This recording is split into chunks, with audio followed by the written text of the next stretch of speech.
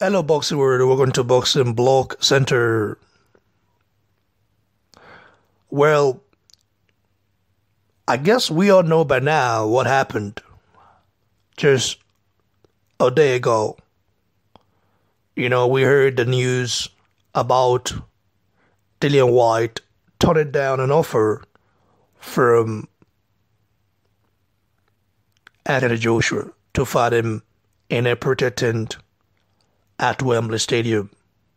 Dillian Whyte calling that offer ridiculous. I laugh in Japanese. Well, normally, I'm a guy that always come here and talk shit sometimes. But I'm not gonna talk shit about Whyte now because I think Whyte is doing the right thing. And I will tell you the reason why it's like that.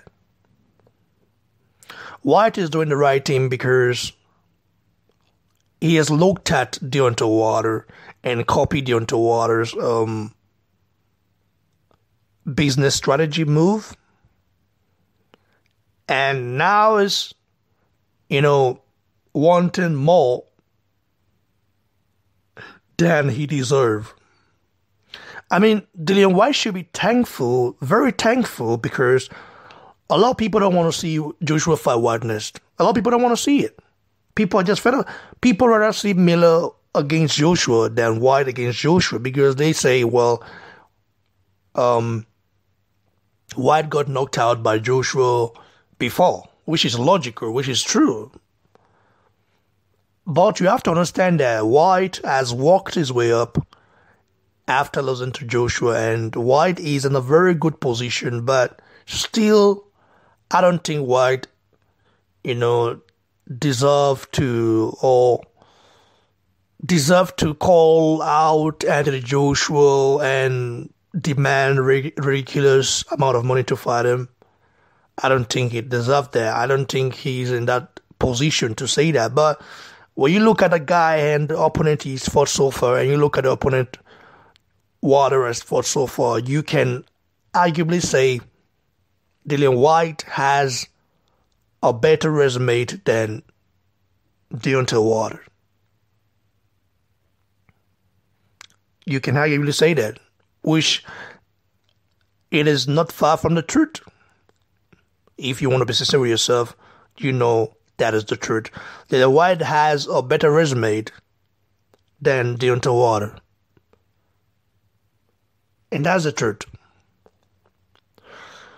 So he wants more money. He said that the money is being offered by Joshua is way less than the one he got when he fought Chisora. But the difference is that against Chisora, he was the A side. He's the A side against Chisora, against Parker, against Lucas Brown, against Robert Elenius, against Dave Valle, all those guys. But against Anthony Joshua, the only unified heavyweight king of the universe, I think Whyte don't have to demand much. Especially when the fans are not really keen to see the fight now. They want to see Joshua fight Wilder next, or they want to see Joshua fight Fury. And if Whyte does not stay realistic and try to follow the Deontay Wilder path, Whyte still has options. I mean, he can fight Carlos Takam. I mean, he can fight Vladimir Klitschko. He has options. But he knows in that Klitschko fight, he might lose it. But Whyte, even if he loses, his stock wouldn't go down because he's a guy who is not known as a no-ducker. He's a guy that who people not respect, including I myself. I respect him. Why? Because he's not scared of any goddamn person. He's ready to fight you in your own backyard, anytime, any day, anywhere. He's ready to do that. He's not scared of you. And that's one thing I like about Dillian Whyte, to be sincere. I like that guy, his courage. I like his, his attitude.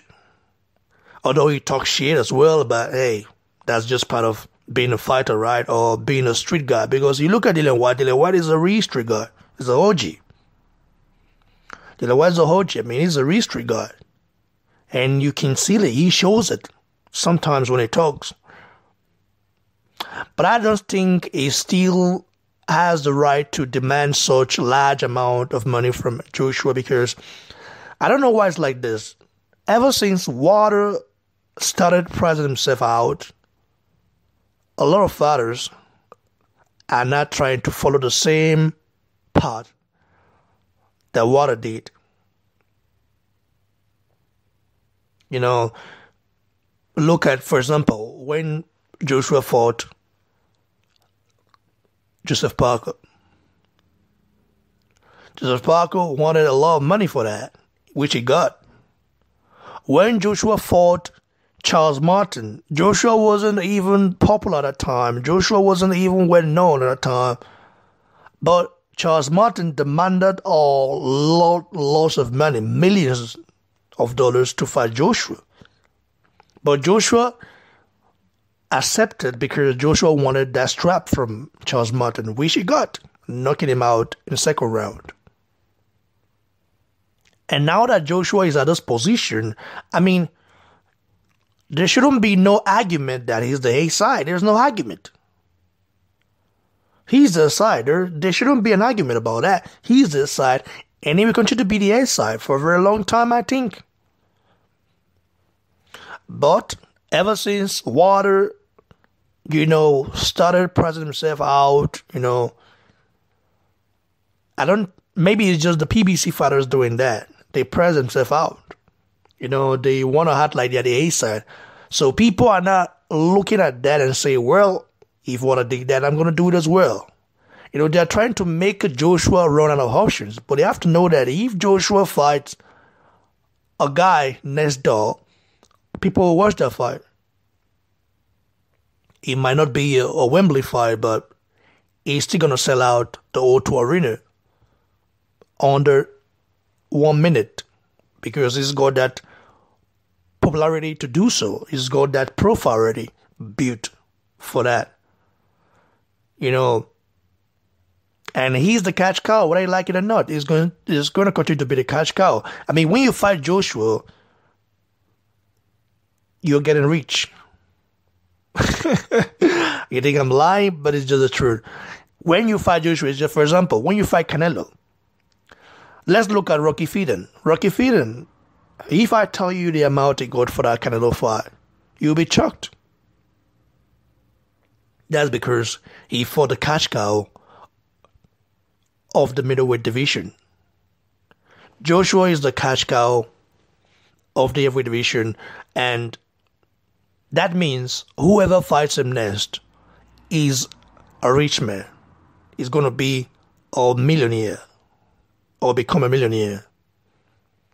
So Whyte cannot be blamed. It's just the strategy Wilder,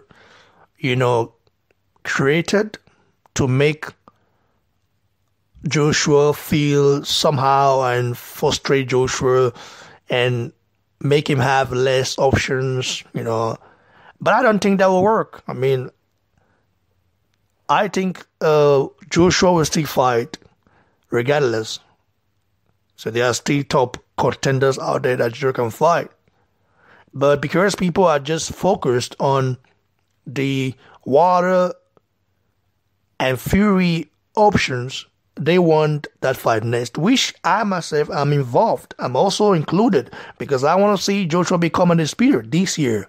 I want to see him become undisputed. But in order for him to do that, he's got to fight Deontay Wilder.